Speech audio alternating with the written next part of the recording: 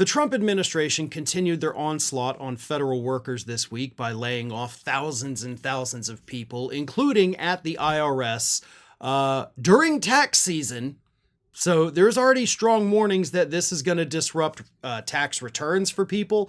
It's going to disrupt filings even being accepted because he took a hatchet to the agency and hacked it to pieces. But that's just part of the story.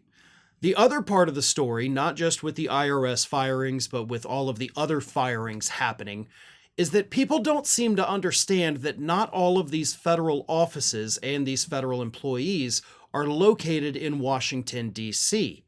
They are, in fact, spread out throughout the country. Not just the federal workers, but also the contractors that, of course, are also seeing their contracts being killed by this administration. And cities and states are now warning us, we don't have enough jobs to put these people back to work.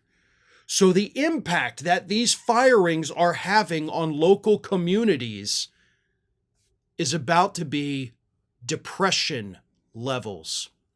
When you take a city, Kansas City is a great example because that is where, main IRS offices are located. Not all of them, but many of them. So thousands of workers in Kansas City now no longer have jobs. That happened this week. So officials in Kansas City have come out and said that jobs for people with bachelor's degrees, which is nearly everybody that's laid off here, have already decreased in the area by more than 50%, making it difficult for those out of work to get back into a high-paying career. The sudden layoffs could create instability in the labor market, which is an indicator for recession. Government is a large part of our economy, and now we're slashing and burning a big contributor to economic growth without really fully understanding the consequences. And that's just in Kansas City. These cuts are happening all over the country. There are offices in every single state that are seeing people let go from the federal government or contractors working for the federal government. These cities are not equipped to handle this many people all at once needing a job. There are not that many jobs available in some of these areas. So what happens? Well, I think the Great Depression is a great place to look, right? When we started having these factories going out of business and suddenly a small town, half the people there no longer have jobs. They can either stay, try their best to find something, or just ride that roller coaster all the way down, or they pack up and leave.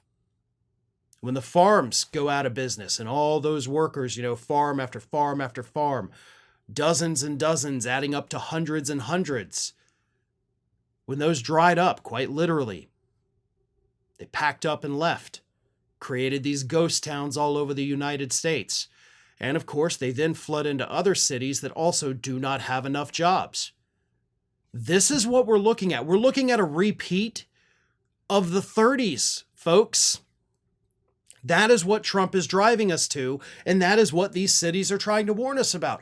We can't handle suddenly 2,000 people not having jobs.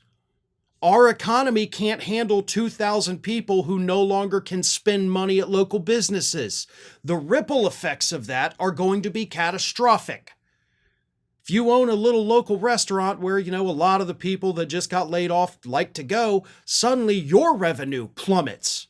And you have to do layoffs, or worse, you have to shut down completely. And then the money that you were spending at other shops dries up as well, and the same thing happens. It happens all over the country in this particular scenario.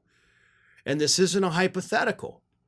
This is literally something that has started happening within the last week. And we will see more of it because this administration is not being strategic. They're not going through and finding, okay, maybe these positions over here, these 10 jobs don't need to exist. Maybe they're redundant. Let's get rid of those. They're not doing that. They're just saying blanket, couple thousand people, get the hell out of here. If we need to unfire you because we realize we made a mistake, we'll try to do that too, which they've done twice already. But this is bad, and it's about to get so much worse. Thanks for watching today, everybody. And don't forget, if you're not already, please do subscribe to this channel. We have fresh content going up every single day, and I would really hate for you to miss out on that. And speaking of missing out, if you're not following me across all other social media outlets, then get on it. You can follow the links in the description of this video.